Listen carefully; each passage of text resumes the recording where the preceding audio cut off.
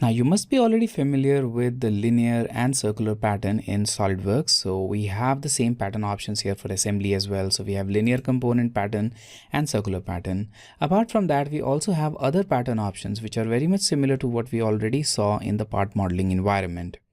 There is, however, one unique component pattern, and that's this chain component pattern. So let's now discuss about this one. Now using chain component pattern, you can create a pattern which will be made just like a chain along a path. So we have a path right here, and let's say we want to create a pattern of chain just along this complete path. For that, I've already created this path using a sketch inside the assembly environment. And now I'll start by inserting some components. So I'll go to insert component and I'll select this in link and open.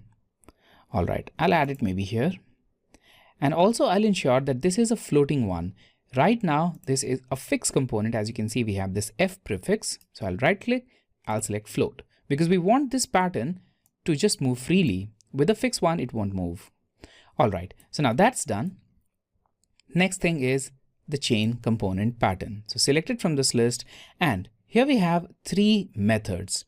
The first one is useful if you have a symmetrical kind of chain, a chain where the chain type is circular or just a single linkage.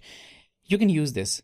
The second one is for this kind of chain, but it is useful only for one single linkage. If you have more than one linkage, actually two linkages, then you can use the third one. So let's start with the first one.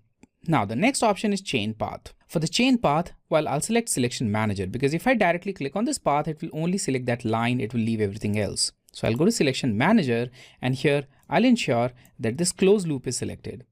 Now I'll click on any of these, an entire loop is selected. Click OK, and we have the closed loop as path. Now the next option here is number of objects. So you can select any number of objects, maybe 24 in this case. And now we'll have 24 objects or 24 copies of this linkage along the path. Then we have the chain group option. So select this option and now select the object which makes this chain component, which is this one. Now the spacing method, well, we have two options. You can select distance along path or just a linear distance. When you select distance along path, SolidWorks will calculate distance along this path. If you select linear, it will just calculate distance along straight line. In this case, I'll select distance along path and I'll use a value of 30 mm. You can choose any other value if you want. Now the next thing here is the axis. So you need to select the axis which will coincide with this path. Now in this case, we just have two circles here. So you can just select any of these axes, or you can create your own axis right at the center and then use that one. In this case, I'll just select this axis and then select the path alignment plane. Now path alignment plane is the plane that will become coincident with this path. And that should be exactly at the mid plane. And I've created that plane already. So I'll just expand this list. And here we have this mid plane that I'm going to select. Now this mid plane will coincide with the path. And this is the kind of linkage which we are going to get. All right. Then we have in options, dynamic and static. So you can select dynamic if you want this chain linkage to move along path. You can select static if you don't want it to move. If you want it static, just select that. Also, you can check this option if you want to match the configuration of main pattern with every other linkage. So when you check it, it will match the configuration of the main with every single pattern in this chain linkage. In this case, I'll just uncheck this, and also I'll check the dynamic option. And with that, let's click OK. And we have this chain link.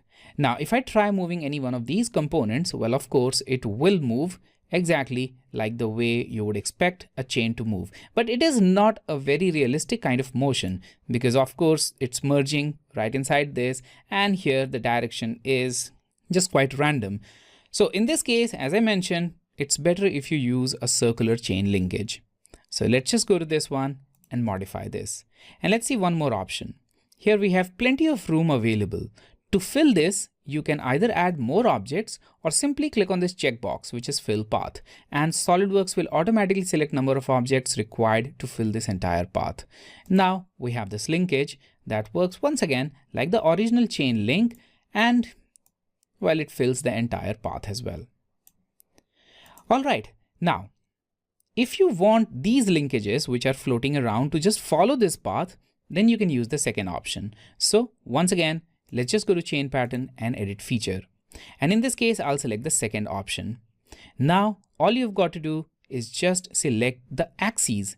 So we have got everything exactly the same. The only thing I'm going to change here is this option. That's the only new option now. So we have already selected one axis. Now SolidWorks will give you selection of another axis. Select it and specify the second axis.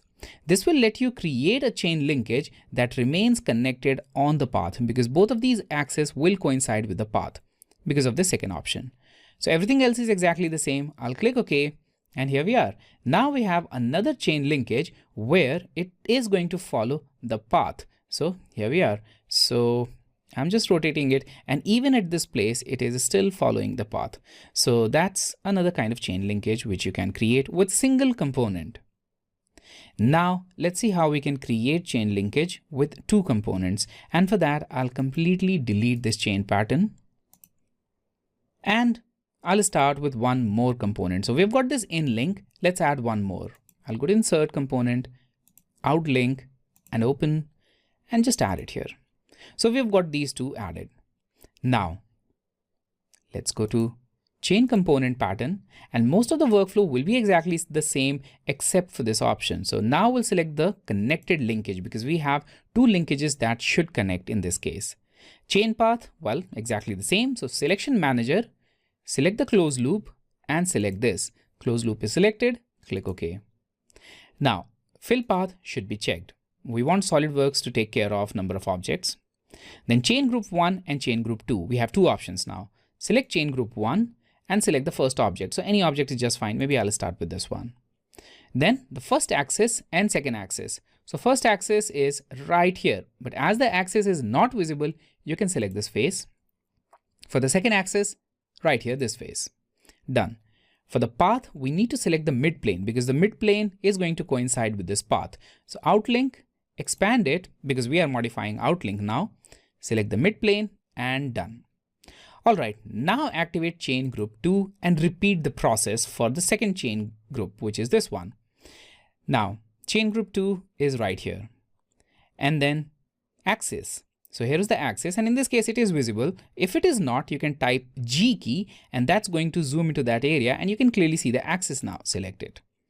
Now for the second axis, once again type G key, it will zoom into that area and click, and that's selected. Now press escape and I'll go to InLink, expand it and select the mid plane of InLink, and we are done. Once again, we have an option of selecting dynamic or static, or you can synchronize the configuration of original with every other linkage. In this case, again, I'll select dynamic and I'll uncheck this option. And with that, let's just click OK. And here we have the linkage. Now this linkage will once again work like the actual chain linkage, and it looks kind of realistic too because that's how you would expect a real chain to work. Now if I select any of these linkages and if I move it, it will move smoothly along the path, and all of these linkages are very much exactly where they should be except for maybe the main linkage right here because we have selected the distance quite randomly. To fix this, you need to make proper calculation of this path length, and once you know how the path length should be, you can add in that number.